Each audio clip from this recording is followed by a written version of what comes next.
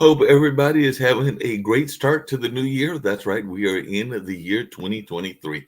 And yours truly went into the downtown Durham area yesterday and had the pleasure of attending the last day of Kwanzaa and that celebration. Got to see some vendors, both old friends and new friends, as well as hear some performances and all in that line. So got to see some new friends and some old friends and definitely was enjoying that event in downtown Durham on yesterday. So that's one of the things that I did during the course of bringing in the new year. New Year's Eve was actually relatively quiet. Spent it on the phone with family, including my dad, who was at the beach, along with my two nephews, as well as other family friends and well, actually all people that are associated with the family. They're either part of dad's family or part of dad's significant other's family. And they were down there. In some years past, it's been as many as 15 or 16 of us, I think. But this time it was a little bit less as there were some things going on that people weren't able to make it that would usually make it and all in that kind of way. But dad did seem like he was having a good time. And they were actually setting goals for what 2023 would look like and what they're hoping to see come to fruition in this year of 2023. And of course, like a lot of folks, I had to make sure that I got those good luck charms. I'm curious to see what some of the charms are from other people and all in that space. But anybody that knows around the South, you got to get those black eyed peas or those black eyed beans and all in that kind of way. That is considered good luck. And of course, those collard greens are supposed to be part of having some money come your way as well. So that's some of the things that I went ahead and made sure that I had in the space of wanting good luck for 2023. We'll see if that luck holds out or not in the course of the year. But that is some of the things that folks do. And like I said, I'm curious to see from Lee and Nick and Chris if there are other traditions that they are aware of as well. But a lot of folks do get those very important things to make sure that the year starts off on a good front and all in that kind of space. So that's some of the things that were going on in my life. I did talk to my younger brother as well as mom, and they were all doing well, even though I think mom might have slept through the beginning of the New Year's because I don't know that she made it to the New Year's celebrations in the sense of actually watching it on TV or things in that space. And definitely it'll be interesting when I talk to her later how far the New Year's Eve celebrations went and whether she was up at the crack of midnight and all in that kind of way.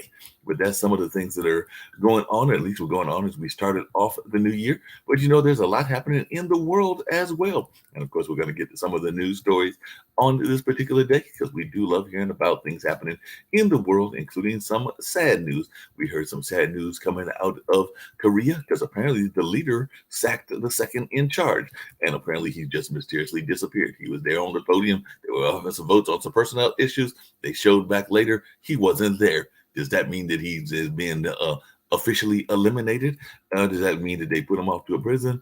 Does that mean that he actually just got to go off into the sunset like some people do when they retire and or fired? We're talking Korea, so we don't know what happened in that particular lane and all in that space. Chris is a military guy. He might have some thoughts, so I might have to ask him about that. And of course, the war in Ukraine is continuing, and a Ukraine attack is saying that it has killed lots of Russian soldiers. As a matter of fact, Ukraine is claiming that hundreds of Russians were killed by a missile attack. And that is some of the news coming out of Moscow and the Ukraine. And of course, on a sadder note, and that is definitely something that's going on, you know, we've already started off with a historical figure that has passed away.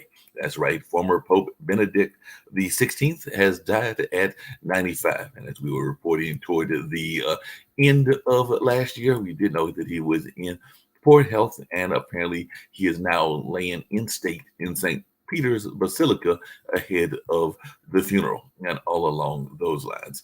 And there was an Australian helicopter collision, and four are dead in that mid-air incident over the Gold Coast.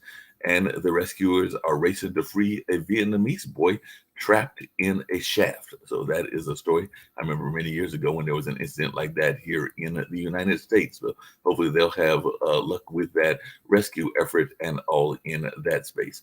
And at least 10 people are dead and 20 have escaped after a prison riot in Juarez, Mexico. And Canada and Australia are imposing COVID testing requirements on travelers from the world. So that is some of the things that we are seeing in the news. And of course, Northern California is having a storm update. Flash flood warnings have been extended.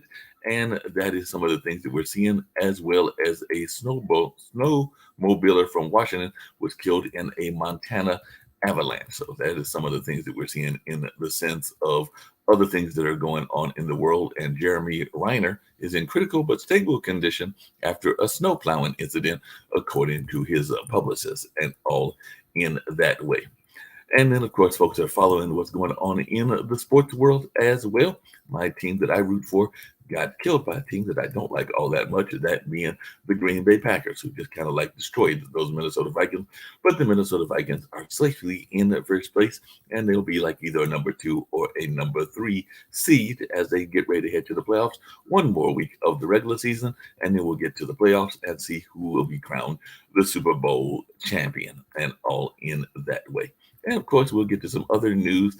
And now I'm going to bring in some of my fellow panelists and see what some of their thoughts are and other things that they are hearing about in the news, and all in that way. So I do know that Canada and Australia have imposed COVID testing requirements on travelers from the lovely area of China. So we're going to see what they've got to say about that. So I'm going to bring in Nick Palveda, and of course I'm going to bring in Chris Greco, my data man, and all in that kind of way. And of course, the fantastic Lee Newton Rhodes, who has been thinking about running for and has run in the past for political office. So it's always giving us some great insights and things in that way. So, fellas, what are your thoughts? It looks like there might be the China economy is facing a perilous road to recovery. And of course, a lot of countries, I just mentioned 2 of them, Canada and Australia, and even the US, are saying, hey, y'all coming from China, we might have to lay some restrictions on you because y'all still got serious cases of COVID going on, and all in that lane. So I was wondering, does this mean that we're going to have another attack of COVID in 2023, or are we actually getting out of the wood the way that some of our government people were saying earlier? But I'd love to hear. Well, let's start with that, and Nick will appreciate this. That right now, the number of people in North Carolina that have COVID, they keep putting up. I swear to God, it's like the Vietnam. You guys were around for Vietnam. I remember nightly news. Vietnam used to have a scorecard. Literally, they put it up. They'd say this many U.S. troops have died. This many Viet Cong have died. Have gotten killed. It was a killing. It was literally a murder board that showed how many casualties there were in Vietnam. And I swear to God, that's exactly what the media is doing with COVID. They put up every day. They put up on the ticker in the North Carolina news. There are now 3,313,000 deaths in North Carolina. Guess what?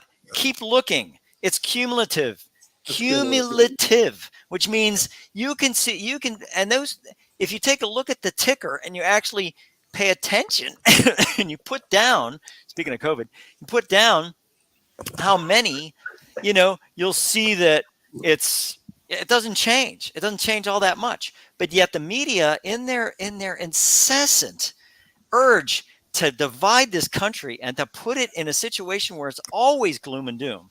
It talks about that. It talks about the situation in the Republican Party where Kevin McCarthy is conceded, all kind of rules and whatever, and put what's her name? The one from Georgia, the big mouth blonde. What's her name? Marjorie Taylor Greene. So he says, well, we're going to put her back on a committee. I don't care. And Nick, guess what they're doing with George Santos? They're referring it to the ethics committee. Very below. Ta-da! That's what they have to do. Well, good morning. So Hey, they'll kill everybody. Speaking of politician, we have our Yeah, resident. we got our favorite politician. Well, good favorite. morning, Good morning, everybody. Good morning, Good and morning. happy New Year to everybody. And I'm on my way to Washington D.C. for the swearing in of one of my best friends, Wiley Nickel, who will be taking his oath of office at the Capitol. And I'm hosting a couple of parties, so Can I I'll be come? meeting. Yeah, I'll be meeting a couple of congressmen tomorrow. So I'm Notice excited. You didn't say anything. I'm hoping I can do live from the Capitol tomorrow. And when I get to DC, I'm going to go run to the Lincoln Memorial and down the mall. And, but anyway, and my Wi-Fi is a little slow. But real quickly, what we want to talk about today, let me just pull my notes real quick. And We talked about a couple of things. I had mentioned the it's just COVID another statistics. party I haven't been invited to. Oh well. no, it was, They have good taste up there in DC. so there's been turmoil in Ukraine. I think Yep. continued. Putin's made some aggressive statements, and I hope you all had a wonderful New Year. I mean, the big breaking news is Barbara Walters passing away. There was a good special. I watched that whole show last night just to get her, how in depth her interviews were. She was such a fascinating journalist and interviewed so many famous people. So that was interesting. And then just get your thoughts as we go to DC. As I go to DC about whether we're going to see a new speaker and what the 2023 now will look like politically. So thank you all. It's welcome to be here and looking forward to a productive discussion.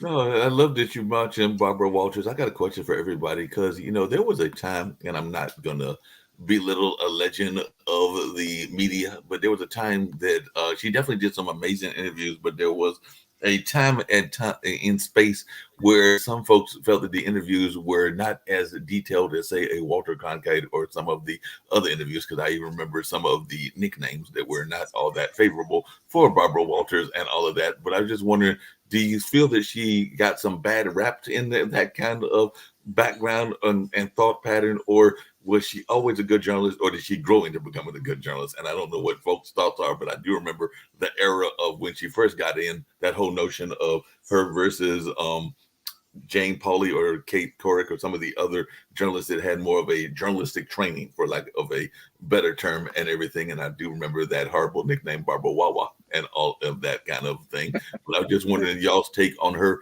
as a journalist, and whether it was maybe a unfairness for people to be critical of her as a journalist. Well, I'll take it. Go ahead. Go ahead. No, I'll take it. Go ahead. Sorry, Chris. Sorry. Go, Steve. You guys want to choose that? Sorry. No, go ahead. Go ahead. Sorry. Chris? So I think that all journalists try to gear their questions, and I've interviewed people and whatever else. And basically what happens, they try to gear their questions to somewhat easy questions to begin with. And then what happens is that they slowly but surely get to the harder questions, and in some cases, they have what they call softball questions, which they just keep throwing softball questions. But Barbara Walters, I think, did a great job. Interviewing Richard Nixon, I think, was unbelievable. I mean, she did a great job on that. She let him speak. Whatever he wanted. I thought she did a great job on that area. I think better than David Frost did. I think she did a very, very good job of letting him speak his piece, but bringing out the fact that, look, here's what really happened. Can you comment on that? So it was a really good, it was a good solid area there. I think of her as a very good journalist, as opposed to Oprah Winfrey, who's a very poor journalist. I think she's probably one of the worst journalists that I've ever met in my entire life. Oprah? Now I remember that she was co-anchor to Richard Scheer in Baltimore when I was not when I was in Baltimore, but she very rarely mentioned Richard Scheer at all. And Richard Scheer is the one that got her the jump into network TV and that type of area. But Oprah's had her share of real problems with interviews. Barbara Walters, not so much. And I think that her take on The View, I think when she did The View, I think it was a good show. It was worth watching. Now I wouldn't watch 5 minutes of that show. So it's a really hard thing to take without somebody who's got the presence of mind, the emotional intelligence of Barbara Walters. Well, I think, first of all, I'll take a track on that. I mean, I was interested to see I can't remember his name, but he was a male chauvinist, and she hosted the first show with him. I think his name is Oh, Harry Reasoner. Yeah, and Oh, yeah, yeah, and he so, was. Yeah, he was a misogynist pig. yeah, Sorry, Harry. yeah, and But yeah, yeah, but I think that the key to a good interviewer, and I'm in the sort of a hybrid being a politician, but one of the things I love about my life is hosting radio and being able to interview people on this show and others. There is a connection you can make with someone when you interview them, and I think we was able to, as she progressed in journalism, she became a much better listener, I think, than a lot of other journalists, and was able to get really close and touch on some controversial stuff. I think going into a male dominated profession, she was really had her up to her eyeballs with people saying, well, this isn't really somebody, especially when she got the $1 million gig to host ABC shows. So I think history will really treat her kindly as somebody that was a legendary journalist, and from Anwar Sadat to President Carter to President Nixon to the controversial issues with Richard Pryor and Mike Tyson. It took a lot of guts for her to push the envelope. And so, but anyway, that's just my take on it. Because I think the key to a good journalist that interviews is how much they listen and the research that you do before. And Mark Lee is very good at that. I think that's one of his strengths on this show is he does a much better job of, knowing about those guests before they come on. I've got to get better on that. But I think I've learned a lot from him on that. And so, Mark, I'm just going to give you some positive feedback there because you build a relationship with these guests and then they feel more comfortable opening up, right? Steve, may I add to what you're saying in terms of a journalist? And I think this has been lost. A journalist, you should not know their opinions, their politics, what have you. They should have a relationship with the guest, but you should walk away from the interview and have no idea what they think about whatever topic that we're discussing, because that's not the purpose of the. You want a columnist or opinion person, that's fine, but not a journalist. That's not their job. Right.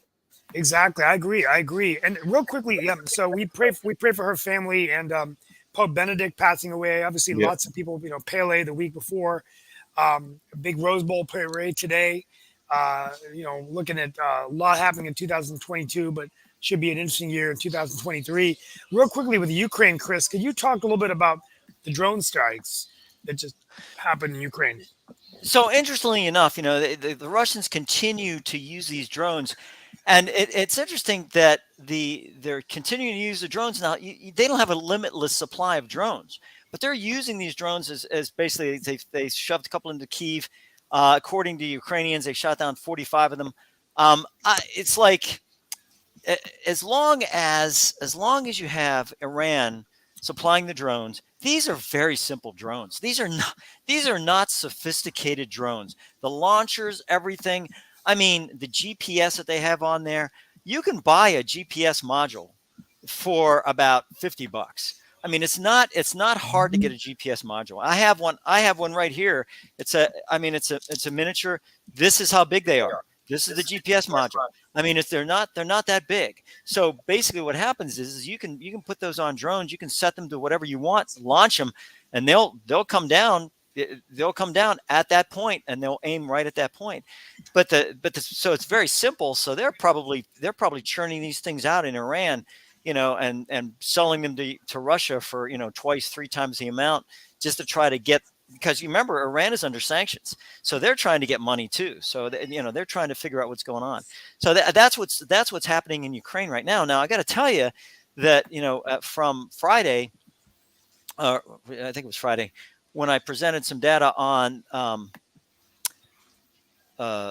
Zelensky's popularity is dropping, and it's dropping like by 20 points. I mean, he is not doing well from the standpoint of morale, because he's taking his trips to the U.S. asking for more money, and his wife. I hate to bust on his wife, but his wife dresses to the tens. She looks like she has. And I'm sitting back going, this guy's in a t-shirt and cargo pants, and dresses like he's a combat soldier, and she dresses like she's ready to go down the runway. I don't know exactly. Chris, there was a whole conversation around that, because there was a conversation, I think it came out last week or the week before, when she was when they came to the United States, and apparently she spent a whole lot of money on a fashion tour and all in that space. I do remember that story came out that it wasn't Yeah. exactly like chump change that she was spending when she came down here and was grabbing some top of the line Yeah. outfits and all of that. So what's going to happen in Ukraine? So according to some people, the war is going to go on for years. I did a quick calculation. It could last anywhere between the next 2 months and the next 20 years. So that's what the time frame is that we're talking about, based on how long it's been going on. So it's not something that's going to go away in any way, shape, or form. The main point is, how much is NATO and the U.S. separately? How much is NATO and the U.S. going to contribute more and more and more equipment to Ukraine to battle Russia, when, Ukraine is the only one that I can sense that sends ordnance into Russia?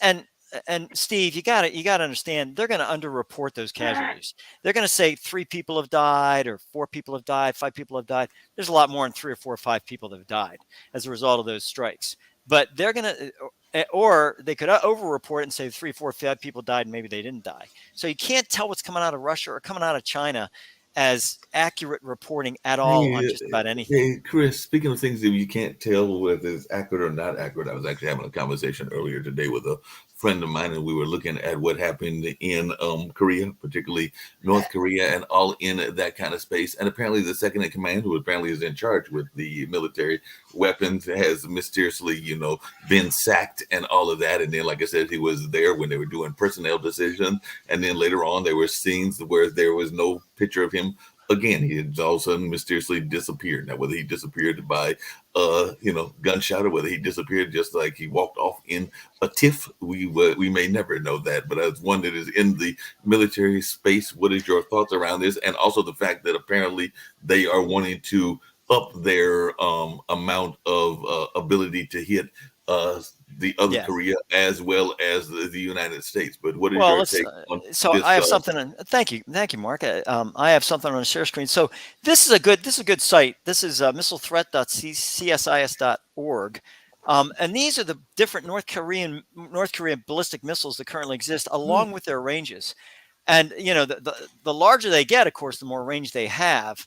So we're talking about, according to this right here, we're talking about 13,000 kilometers. And so 13,000 kilometers. Now, the reason you have this type of curve here is because this is a Mercator projection. So basically what you're talking about, revolving around the Earth, but because it's a flat presentation, it goes up and down. That's the reason why this is like it is. It's not that it's a misnomer or anything else. But you can see that they want that 13,000 kilometers. If you have that, you basically can hit the United States, you can hit Canada, you can hit any of these areas. Up until this point, they've been testing missiles that are about this, that the most range missile that they've hit so far, that they've tested, has gone 4,000 kilometers. As you can see, 4,000 kilometers around Korea is not. I mean, you could hit some areas down in this area, maybe maybe some areas, Polynesia, or not Polynesia, but close to Australia. But other than that, there's no real threat to the United States. It's when you get into this 10,000 kilometer range, that's when, and that's this missile right here. That's when you start to get into areas of concern. But I'm going to tell you right now, there's no indication that North Korea has nuclear weapons. Everyone talks about a nuclear power. They're not a nuclear power. They do not have nuclear weapons. So they can fire regular ordnance, whatever they want, as far as they want. But the bottom line is they do not have the ability, the technology or anything else, to put a nuclear weapon on the tip of these missiles. So they can fire whatever they want to fire. Now, they could cause some real damage in South Korea. And I'll show you that. They can cause some real damage in South Korea. Here's the area here where you talk about this is 3,500 kilometer that they. But if you're talking about this area, you're talking about about 1,000 kilometers, which is what they could hit. They could hit Japan. They could definitely hit. Even with a 980 kilometer area, they could hit South Korea very, very easily from their launch point. This is their normal launch point up in this here. So, we're talking about we're talking about damage, definitely damage to South Korea and parts of Japan. But Japan also is, and it's very important to point out, Japan is building up their defenses. They're building up the defenses. Sometimes I can't remember if it was threefold or fourfold, but they're building up their defenses a lot, and I think they're doing that as a result of this Korea situation. But as far as and I've done a lot of research on this. They're talking about a nuclear power, but North Korea is not a nuclear power. Now, if they would happen to get that weapon, they have the delivery system set to go. That would be a major issue. We'd have to take some steps to stop that from that from occurring. We have Sasha But Star at this with us. point, Sasha, Chris, thank you for that excellent analysis. And Sorry, go ahead. Sasha, any insights on Ukraine as we begin the new year? I just read a few minutes ago that there was a building housing Russian soldiers was destroyed, and 63 Russian soldiers have died. It's a low figure. The higher figure is hundreds of soldiers dead. So I don't know. It's just been published, and I don't know what the number would be correct. But situation is that Putin has no way out. His personal existence is under question, and he understands that any move backward means he will lose his life. So he's going to fight for his life any way he can. Unfortunately, it will bring more death to Russian and Ukrainians, and unfortunately, that will go on for foreseeable future, unless Biden would agree to provide the attacking arsenal to Ukraine, meaning tanks, war, any existing means of conducting modern war, everything will be provided, and then Ukraine can finish Russia very quickly in a matter of Okay. a month or two. Well, we really hope for this war to get better, and for the people of Ukraine, it's just gut-wrenching to see the destruction that's continuing to take place. Let's shift into our political kind of crystal ball, so to speak. Where do you all see things going now that midterms behind us? Obviously,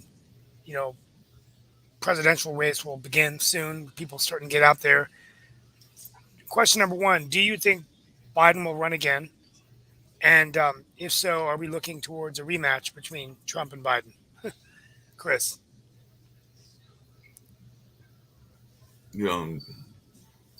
He's on mute, or he's moving slow. Let's talk about data. All right, so let's talk about data.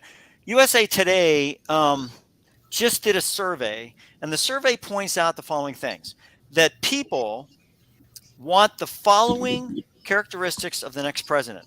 One, that they're 51 to 65 years old. Number one.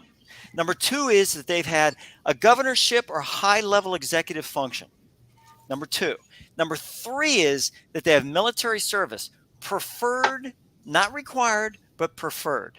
So those are the three things that came up as a result of that. Let me tell you, Biden, he hasn't had executive function ever in his entire life. Number one, he's not 51 to 65, and he's had no zilch military experience. Trump, he's the only executive function he's had, and I'll go with Sasha on this, has been to have what did he have? 400 LLCs? I think, what was it?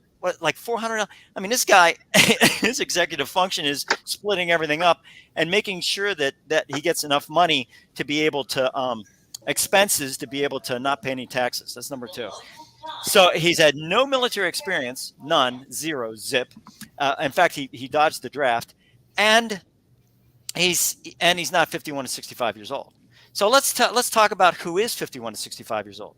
That would be DeSantis, number one. Number two, How DeSantis old is military he? experience. How old is his son? DeSantis? Yeah. DeSantis is between 51 and 65. No. That's all I care about. Where did you get these numbers? He's 66, He is 67. He's 43. Whatever. So I'm sorry. So I mean, yeah, you're right. You're right. So he's below 51. But hey, young guy. Two. Okay. So he skips that. Is he governor? Yes. Does he have military experience? Yes. So 2 out of 3 for him. 2 out of 3 for him. So bottom line is that I'm just saying, Steve, I know that you think that Trump somehow is going to put his troops, his supporters into play for all 50 states. But I'm telling you, I'm a Republican, and I'm a diehard Republican. I do not want this guy to run. I do not want this guy to get the endorsement. I do not want him. Hey, Chris, and I'm one of many Republicans. Chris, question for you, and that may be where Steve was going with this as well. Is it possible that we could have a second person from the state of Arkansas running as well? Because there are some people that are very much outspoken in the Republican camp that are basically saying that because of the January 6th incident of last year, and that there should not be any talk of Trump running. And one of those is the Arkansas governor, Asa Hutchinson. And he has definitely said that, as has Representative Adam Kinzinger of Illinois. So I've been reading a couple of articles where they have been very adamantly against Trump running because of his role or possible role in the January 6th incident and all in that space. But what is the thoughts about there being another person from Arkansas? As I remember, Clinton was from Arkansas. Well, I think the person from Arkansas that would actually be a dangerous presidential candidate is Senator Tom Cotton. He's young, he's good looking, he's telegenic, and he's a military veteran. And he is from Arkansas. He is a rogue conservative, but when you compare him up to DeSantis or Trump, between the January 6th. Oh, sorry. Hello? Yeah, what were you saying? Go ahead. I can't hear you. Oh. Must be my Wi-Fi. No, it's can hear you. It's Nick. We didn't hear you, Nick. Nick, we're not hearing you. No, now you're faint, but now I hear you a little bit now. Can you hear Steve? I hear Steve, and now I hear you. You're clear now. Yeah, my Wi-Fi is just slow. All right. Put Steve. Steve was on a roll. Yeah. No. I just feel like Tom Cotton could be somebody. But I mean, guys, one thing you're forgetting about before we get into the Congress and economically, politically, where we are, I think to win a presidential race today, you're looking at $1 billion plus, and you've got to have a ground operation in place. And so, Chris, you've made very good points. But my concern is that if people that are anti-Trump run, they're going to split that vote. And he knows that if all he needs is 30% to win a primary in the U.S. system, it's a winner take all. But he's also floating the Ross Perot notion as well, which is that I've heard him float a couple of times a third party candidacy. Yeah, so even if he loses, he's been floating this, and he's floating it a couple of times, that he might run as a under like whatever he wants to call his party and everything. A third party candidate isn't viable in the U.S. I mean, it's just not going to get any traction. I mean, I think it's needed. The unaffiliated voters are the largest in North Carolina, where Chris, you and I live, but they don't come out to vote in droves like those that are engaged. And so I think this is something that, and speaking of that, what are the issues that are driving voters? Is it the economy? Is it inflation? Is it gas prices? In North Carolina, we've got 2 taxes going up, a gas tax up by 2 cents to fund more transportation improvements. And then we also have a toll tax for the Durham Freeway toll. That's going to go fund some of the bonds. So revenues are declining, but somehow I'm an optimist on America. I think that we're going to get through it because of the value of the dollar, and we're going to be able to print our own money, and somehow we're going to navigate the storms. The question is, is that going to be enough for the Democrats to retain control of the White House? 2 years is a long time. We'll see how things play out. My money. I know you guys are going to laugh. Hear my political ball. Joe Biden wins again. I think he'll get reelected if Trump is a nominee. Well, if it's a Biden Trump, absolutely, Biden's going to take it. It's going to be a hate Trump thing again, or Trump's going to take a third party and leave, and Biden will win, and he'll walk in with that. Either way, he wins. But I'm telling you, if Trump is stupid enough, and he is stupid enough because he's got an ego that just won't quit. If he just walk away, and let people do what they need to do, Biden will not serve another term, and Harris will not serve another term. And I don't know if Biden is going to have Harris as a running mate. He's already kind of hemming and hawing about that. I mean, she is just absolutely useless. I've never ever seen a vice, and I mean, I'm talking Dan Quayle useless. I'm talking, just not there at all. I mean, she is. But I mean, barely hear about her, Mark. What is the purpose of a vice president? Because what vice presidents have we really heard about? Let's be honest. What vice presidents have really gone out there and really done anything? Because part of their job George is H.W. Bush. And I know Sasha, you're not a real big keen fan of H.W. Bush, because and I get that. I do understand that. But H.W. Bush did a lot of stuff with the CIA, behind the scenes, because he was at one point the chief of the CIA. He was basically the DCI at one point in time. But he ended up to do a lot of things with behind the scenes when Reagan was trying to figure out what to do between the Iran-Contra affair and all that stuff. Chris, so I'm not think what George Bush Sr. did. He was successfully protecting the United States from Dan Quayle. That I must admit. Well, I'll tell you something, Sasha. Dan Quayle, I think it was Dan Quayle or George W. Bush, one of those two, won the Ig Nobel Prize. There's a thing out there called the Ig Nobel Prize, and it's for all and I think it was Dan Quayle that was given it in the 1980s, and the reason was for his continuing, I forget what it was exactly, but for his continuing lack of good, solid education or something like that. People like that, they get their rewards in other areas. And also, I must I agree. Everybody that Mike Pence was taking advice from Dan Quayle how to. I know. And I think Mike Pence was he was being rope-a-dope by Trump the entire time. I felt bad for him and everything. But y'all are just kind of like, I guess we're assuming there's going to be Biden against Trump on the other side.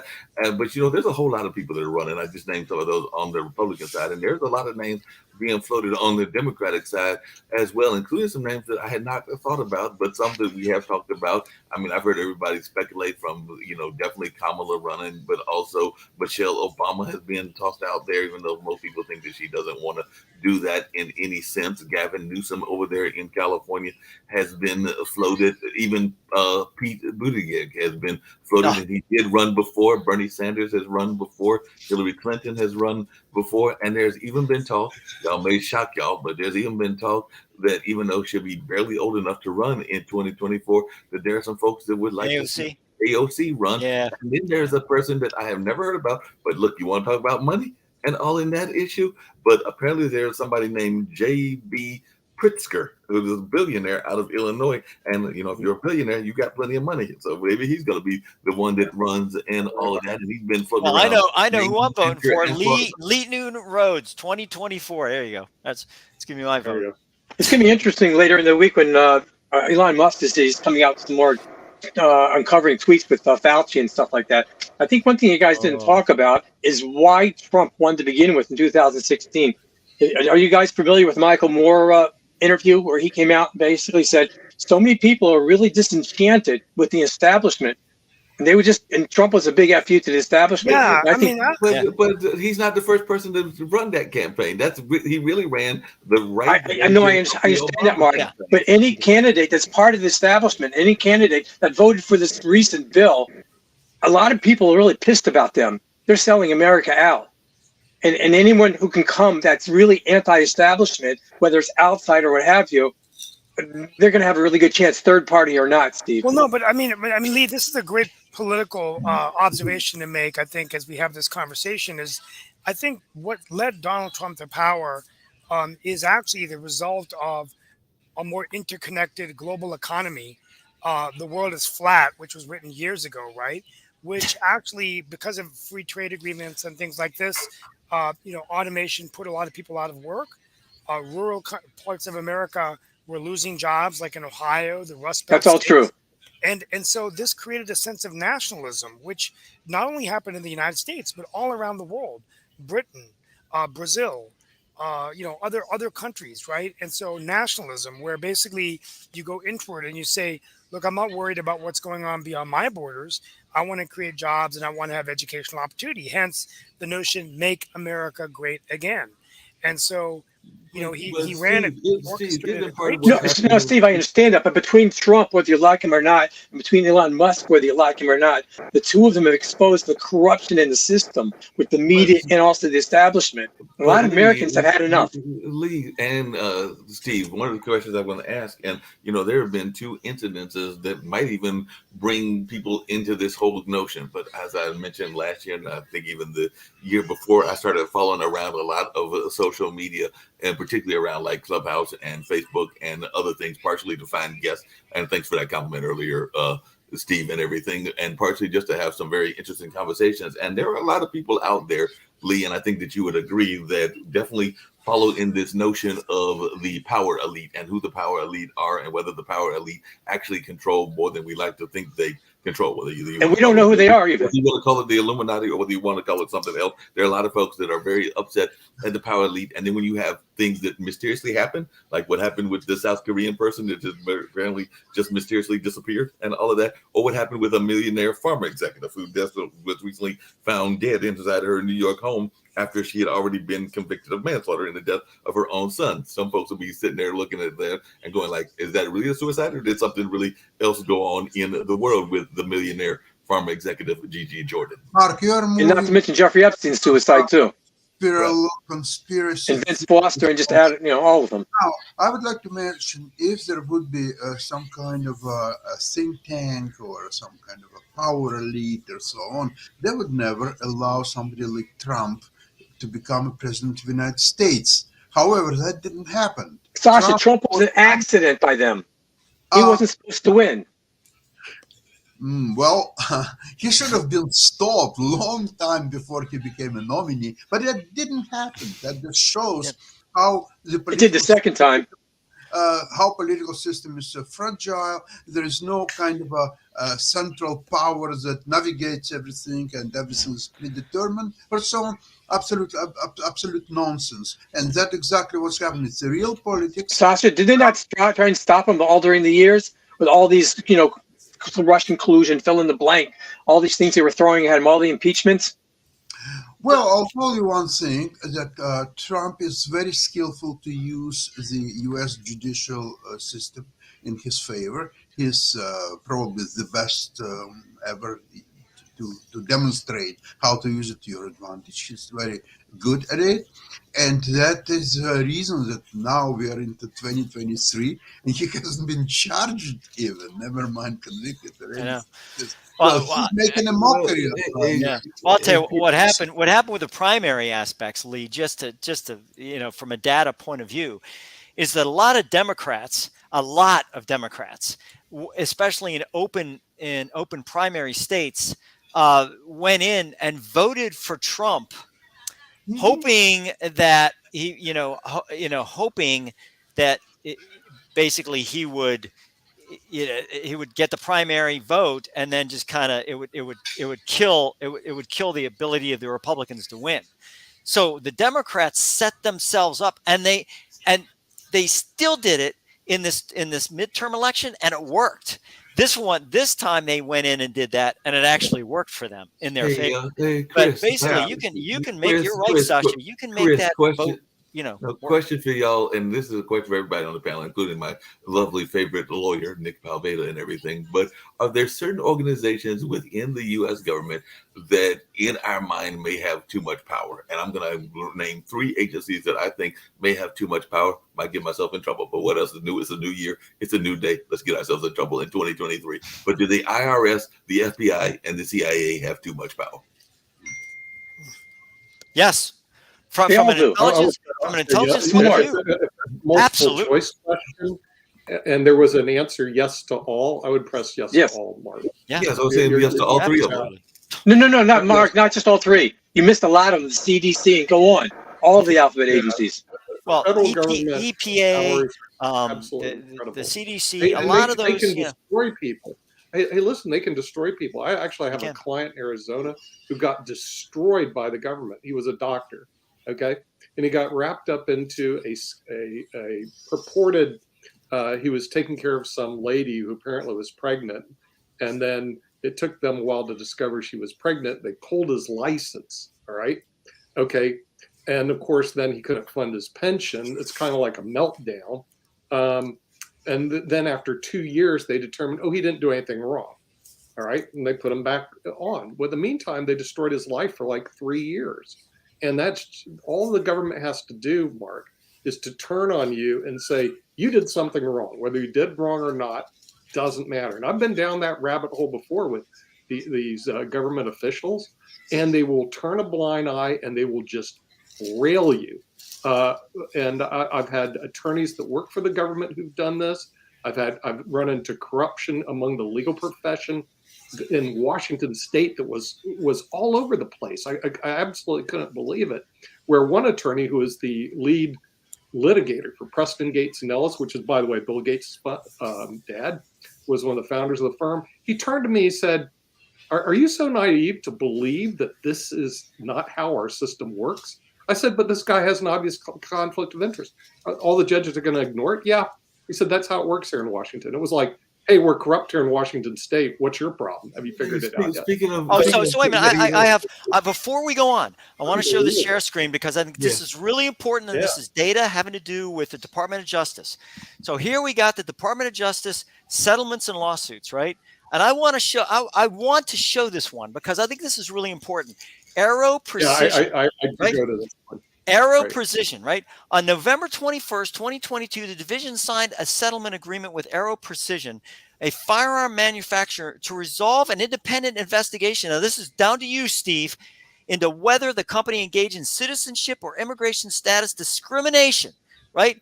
Aero Precision had a policy of unlawfully screening out certain non-U.S. citizen job candidates, including asylees and refugees. This is a firearm company. This is a firearm company. And basically, they said, look, we're not going to have certain people work for this company. The Department of Justice sued them to make this happen. You tell me where that's a problem with gun control. I mean, cut me a break. There's stuff here. Giant Food, professional maintenance management, settlements with 4 more employees, CarMax, Access. You got to be kidding me. We're paying tax-paying dollars are We paying pay a for lot this. of tax-paying dollars, Bull but crap.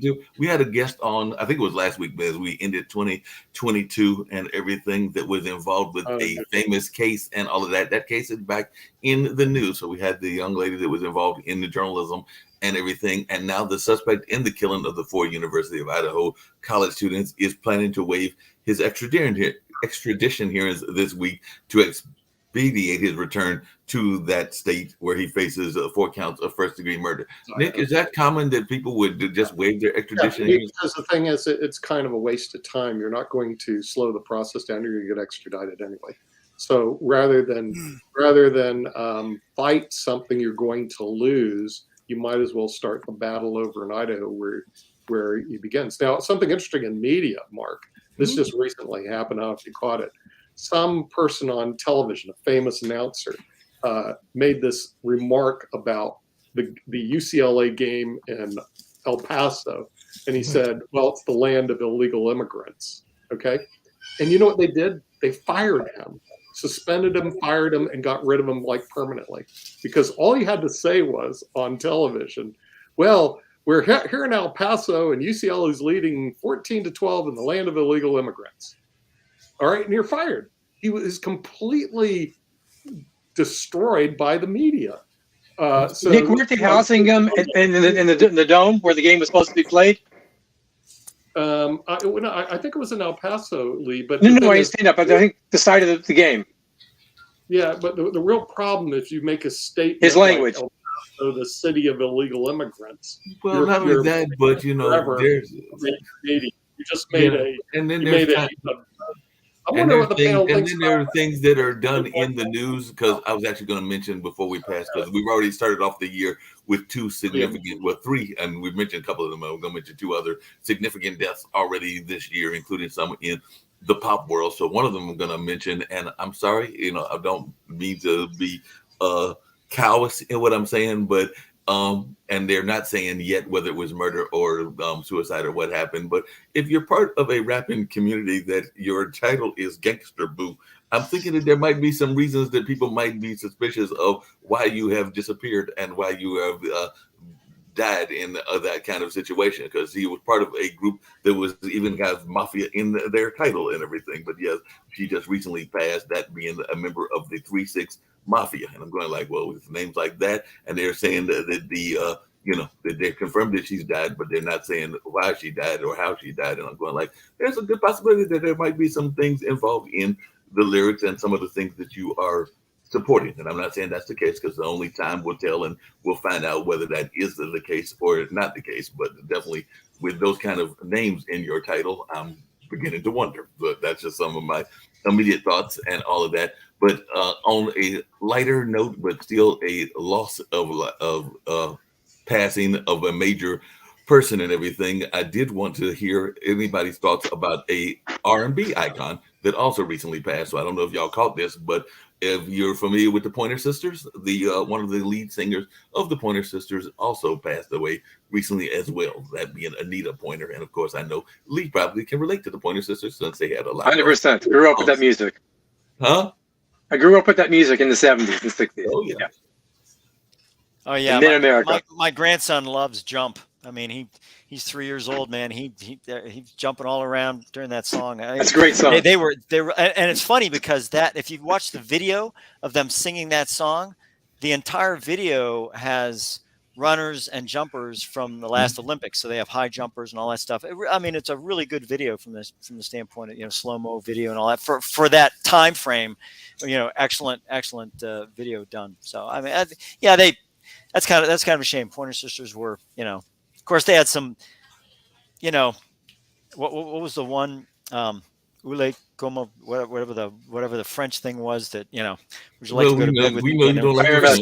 There's some other ones, and it was like, well, no, but I mean, the French translation was basically questionable, and there was some other ones that were questionable songs. I mean, you sing them and you kind of have fun with them, but they were right on the edge between, they had a song that featured Neutron, the Neutron Dance. Neutron Dance, which was in which film? I don't remember which film that was in. The film? Huh? Yeah, Beverly Hills Cop. Oh, yes. Beverly Hills Cop. Yep.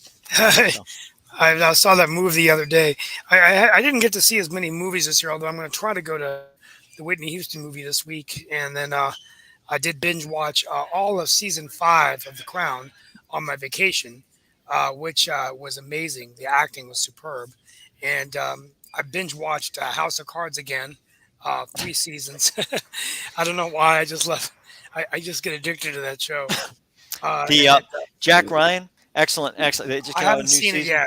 Yeah, Very good. And let me tell you, from an intelligence officer point of view, I don't know who's advising on that show, but my gosh, man, that's.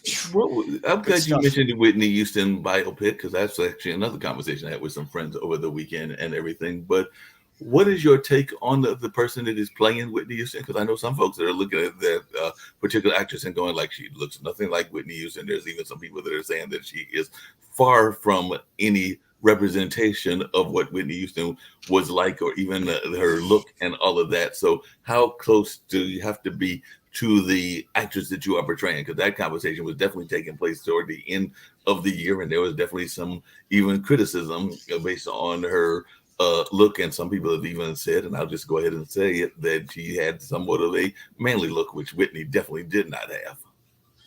I don't know. I don't think she looked like Whitney, but You know, I mean, when you look at the crown, I mean, they brought Diana back to life. I mean, just the hand gestures, the rolling of the eyes. I mean, just it was. I mean, look, literally watching Diana on the screen.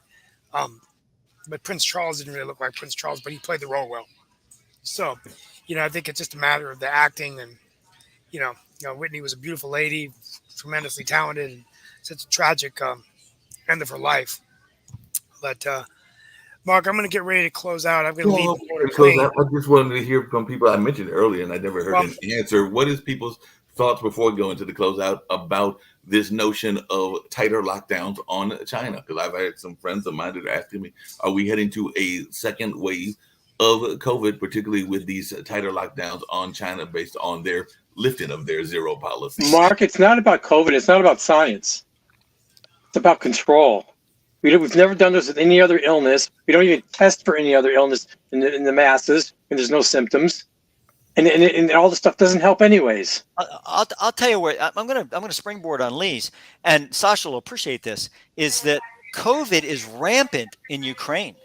COVID is it's almost uncontrolled in Ukraine, and it's spreading to other countries, including Poland, Romania, and to Russia.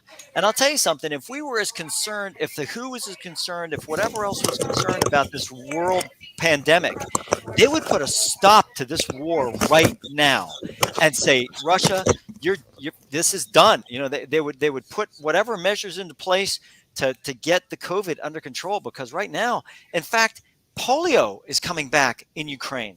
That's how bad the situation is. I don't think people realize when you destroy infrastructure and you destroy the medical abilities in a country, you up that whole aspect of pandemic and epidemic and everything else. Chris, is that the first time that we've done this? And this is the last story that I'm going to bring in, and then I'm going to toss it to Steve for the closeout. But apparently there's a company called EarSpy that says that they can eavesdrop on your phone conversations using motion sensors. So that's just coming Absolutely. out.